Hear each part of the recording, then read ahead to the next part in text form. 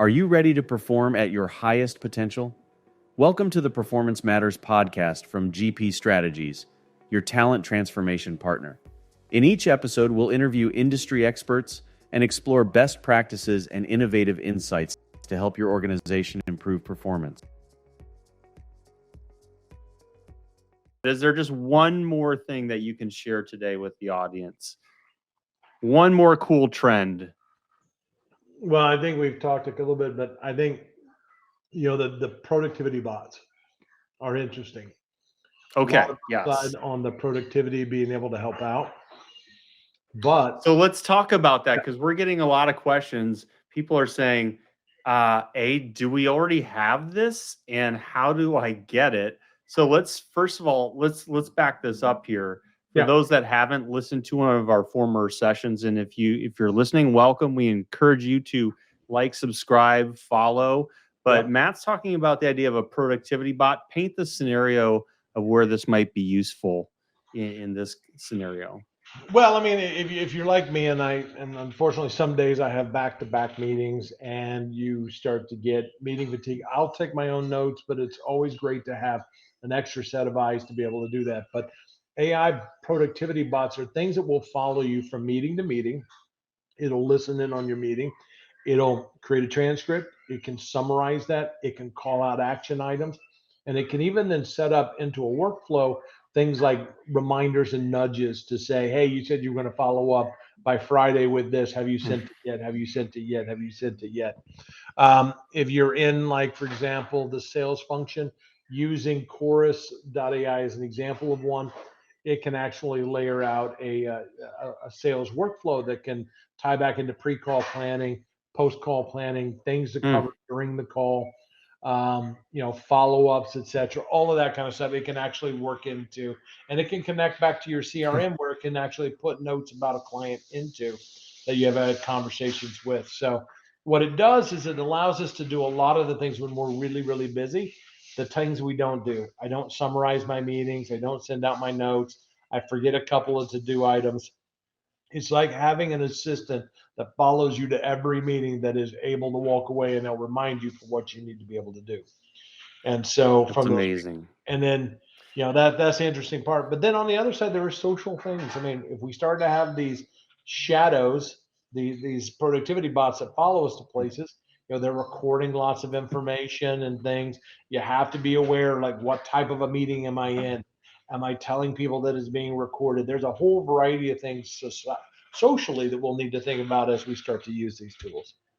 Oh yeah, I can see a whole what would you call it, boutique consulting business going on with this type of, the old-fashioned term of netiquette for those of us that are, old enough to remember with the dawn of AOL and email and everything like that.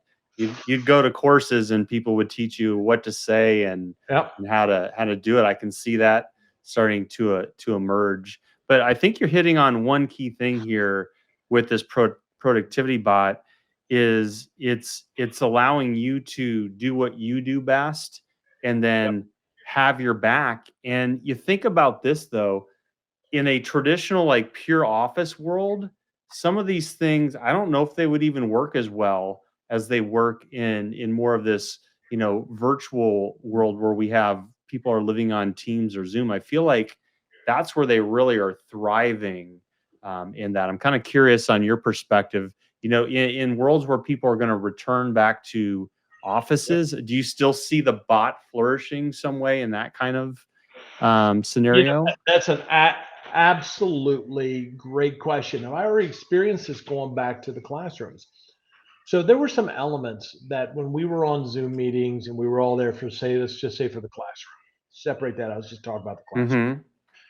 There was an element that was really nice in the classroom to be able to have a running chat dialogue where you could add things of relevance at the moment with what people were talking about without interrupting. In a classroom, when we're physically all in there, everybody has to take a turn to share an idea.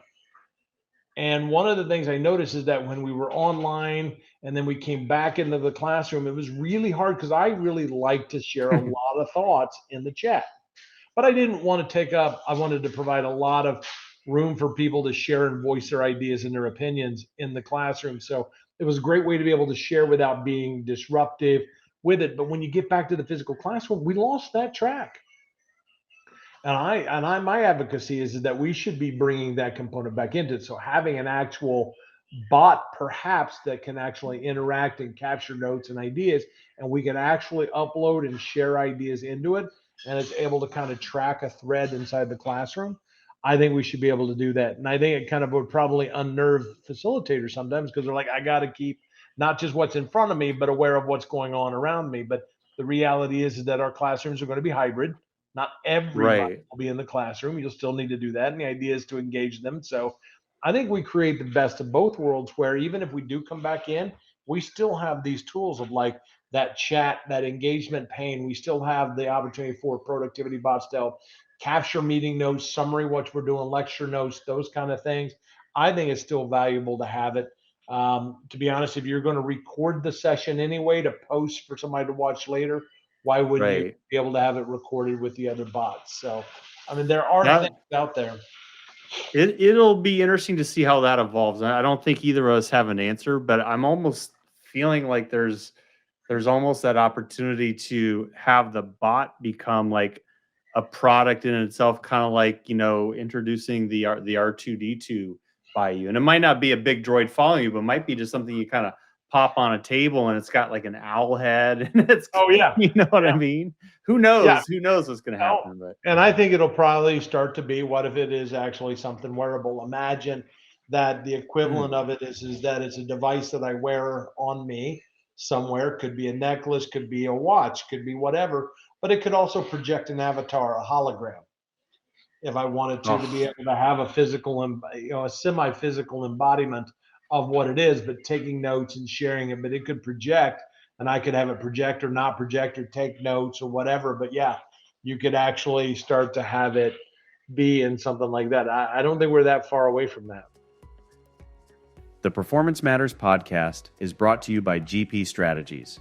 Together, we can create a world where business excellence makes possibilities achievable. You can subscribe to the show anywhere you get podcasts or listen on our website at gpstrategies.com.